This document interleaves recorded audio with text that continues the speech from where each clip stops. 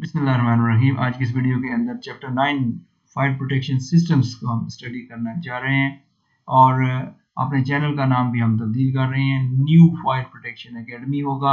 बिस्मिल्लाह करते हैं जी इस 9वें चैप्टर के अंदर और इसके अंदर हम स्टडी करेंगे जनरल इंस्ट्रक्शंस को जो कि 10 सब आर्टिकल्स के ऊपर मुश्तमिल है। देन होगा stand pipes, then automatic fire sprinkler और फायर पंप्स।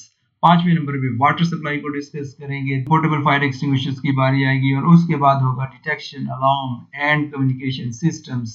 8वें नंबर पे होगा non listed non approved fire protection and suppression devices and equipment. तो हम आगाज करते हैं इसके अंदर जर्नल के साथ, लेकिन ये एक स्टाइल है, ये एक NFPA की बुक के अंदर से लिया गया है, NFPA 1 से, और बिल्डिंग कोड ऑफ पाकिस्तान ने भी इसको एज इट इज लेके कॉपी किया है। लेकिन मैं समझता हूं कि अगर इसके अंदर और थोड़ा सा प्रोफेशनलिज्म होता तो एक अच्छे अंदाज में इस लिस्ट को, इस कंटेंट को और इस लेआउट को बनाया जा सकता था। बड़े वाज़ेह अंदाज में उसमें पता चलता कि बिल्डिंग्स के अंदर जो फायर प्रोटेक्शन के सिस्टम और इक्विपमेंट है वो किस तरतीब से होने चाहिए और वो छोटे से बड़े और कम से ज्यादा की तरफ बात जाती। अगर मैं बनाता चैप्टर 9 तो मैं ऐसे लिखता: passive fire protection, active fire protection. तो एक्टिव फायर प्रोटेक्शन के अंदर मैं तरतीब यूं रखता कि पहले पोर्टेबल फायर एक्सटिंग्विशर्स को बताता, फिर फिक्स फायर फाइटिंग इक्विपमेंट के अंदर, और फिक्स फायर फाइटिंग इक्विपमेंट और सिस्टम के अंदर जो और वाटर बेस्ड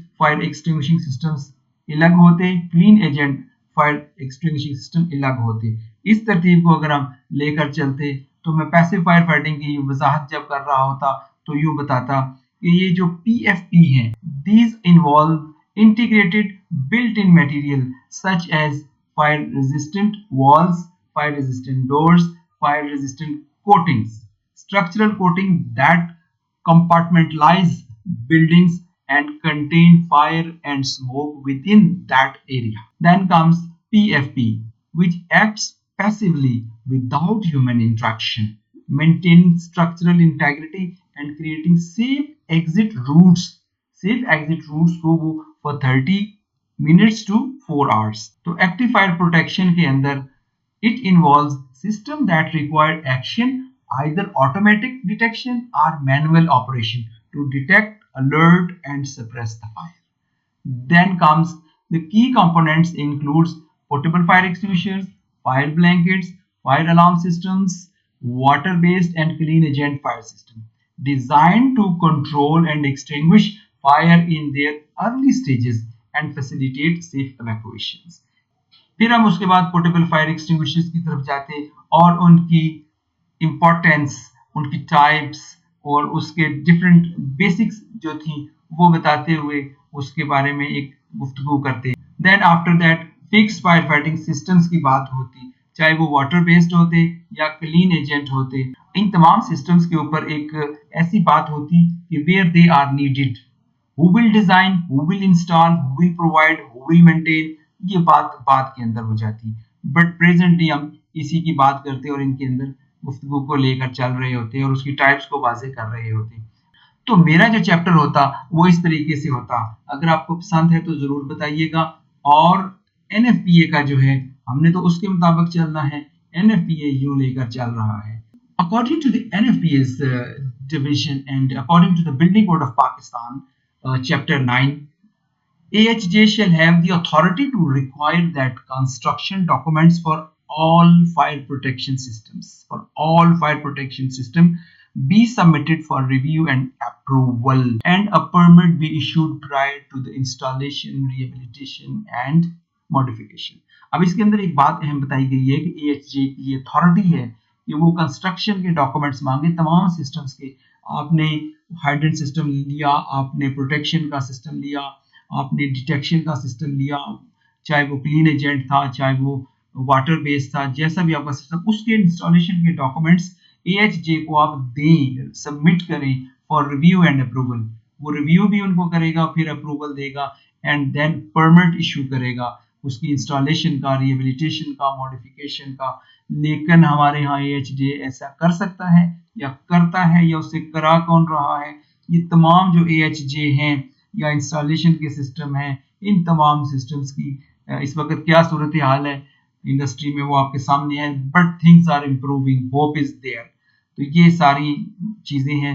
देन इसी चैप्टर के मुताबिक जो परमिट इशू करने हैं, उसकी जो परमिट की क्लॉज है वो सेक्शन 1.12 है, और ये चैप्टर 1 के अंदर पूरी डिटेल के साथ दी हुई है उसके मुताबिक, बट एक सेपरेट टॉपिक है। Then comes property owner, occupant, lessee and administrator shall be responsible for the proper testing and maintenance of the firefighting equipment and systems। ये चीज ध्यान में रखनी है, जो लोग रिस्पॉन्सिबल हैं, जिस चीज के रिस्पॉन्सिबल हैं, वो उन्हीं ने करनी है।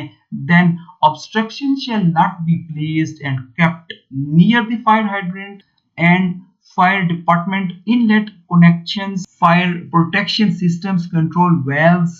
इन जगहों के ऊपर हर्डल्स नहीं होने चाहिए, आप ऑब्स्ट्रक्शंस किसी किस्म की चीज नहीं होनी चाहिए, कोई स्टोर इनके आगे नहीं पड़ा होना चाहिए, in a manner that would prevent such equipment or fire hydrant from being immediately visible and accessible।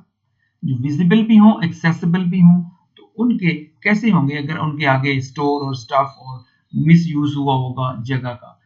Then comes a minimum 36 inches of clear space shall be maintained to permit access to and operation of fire protection equipment, fire department inlet connections and fire protection system control valves।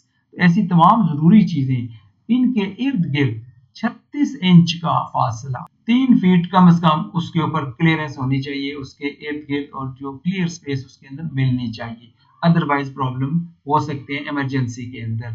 And then fire department shall not be deterred or hindered from gaining the immediate access to the fire protection equipment। An approved, clear and unobstructed path shall be provided and maintained for access to the fire department inlet connections। रास्ता जो है वो approved होना चाहिए, clear होना चाहिए, उसके अंदर कोई ऑब्स्ट्रक्शन नहीं होनी चाहिए। अब कौन करेगा, जिसको पता होगा वो करेगा ना। और अगर ये प्रॉब्लम्स आएंगी, वो अप्रूव्ड नहीं है, क्लियर नहीं है, ऑब्स्ट्रक्शंस पड़ी हुई हैं, तो उसको कैसे अप्रोच करना है, और उसको कैसे लोगों को कह के, मुतल्लिका लोगों को जो सीनियर्स हैं उनको कह के खत लिखना है, मेमो लिखना है, उनको इंफॉर्मेशन देनी है, कॉल करनी है, मेल करनी है, ये तमाम चीजें वहां पे, ताकि जो फायर डिपार्टमेंट का इनलेट कनेक्शन है वो क्लियर हो और इमरजेंसी में वो वहां पर जा सके। Then comes 9.1.5 detailed records documenting all systems and equipment testing and maintenance shall be kept by the property owner and shall be made available upon for review by the AHG। अब यहाँ पर वजाहत के साथ ये चीज सामने आती है कि डिटेल्ड डॉक्यूमेंट्स होने चाहिए, डिटेल रिकॉर्ड्स होने चाहिए, जिनके अंदर इक्विपमेंट की टेस्टिंग एंड मेंटेनेंस के सारे काम जब जब जिसने जहां जिसने करवाए, जिसने किए, तमाम डिटेल, तमाम फॉर्मेट के साथ, एक क्लियर और अच्छे फॉर्मेट के साथ डाटा मौजूद हो। और जब AHJ कहे कि मुझे दिखाएं, तो you have to put before them for their review and different other purposes whatever they want। and ये जो systems हैं, all systems, electrical, mechanical, maintenance के काम, fire fighting के systems, इन तमाम के अंदर हुआ वो जो काम है, you have to produce before the AHJ। and this is the responsibility of owner or owner authorized agent। Then go towards all fire protection systems and devices shall be maintained in a reliable operating condition। उसकी readiness इतनी ensure करनी है, उसकी practices, SOPs और उसको rehearsal और drills इतनी करनी है, and shall be placed and repaired where defective or recalled। Then comes when a fire protection system is out of service for more than 4 hours in 24 hours period, what you have to do, a fire watch will provide for all portion left unprotected by the fire protection system shutdown until the fire protection system has been returned to the service। For occupancies for an especially hazardous natures or where the special hazard exists in accordance with the normal hazard of occupancy। जो for normal hazard occupancy की होते हैं उनकी भी बात कर लेंगे, but if there is a special hazard where excess of fire apparatuses is unduly difficult.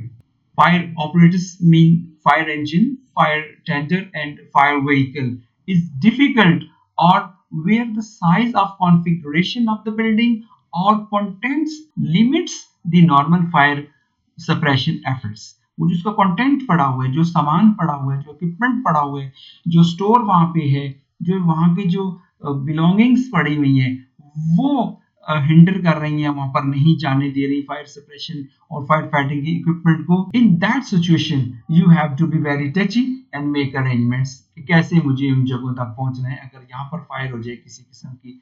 तो we discussed about the normal fire hazards includes in workplaces, poor housing, and then neglected machinery, and these hazards introduce ignition sources or fuels or that can combine causes of fire to start. When combined, causes a fire to start and spread. Then AHJ shall have the authority to require additional safeguards consisting of additional fire safety equipment. अगर AHJ ये समझता है कि इस वक्त इन जगहों पे मुझे स्पेशल गार्ड्स लेने हैं, स्पेशल इक्विपमेंट लेकर आना है, तो he can say that more than one type of fire safety equipment, more than one type, or special systems suitable for protection of the hazardous in more than one type of fire safety systems उसको claim कर सकता है और special system suitable for the protection of the hazards involved. After that, AHJ shall have the authority to require locking fire department connection. Fire department को lock भी लगा सकते हैं ताकि मिस यूज ना हो और डैमेज ना हो. And thank you very much. ये सारी बातें हमने स्टडी कर ली. मिलते हैं नेक्स्ट वीडियो में. अल्लाह हाफ़िज़.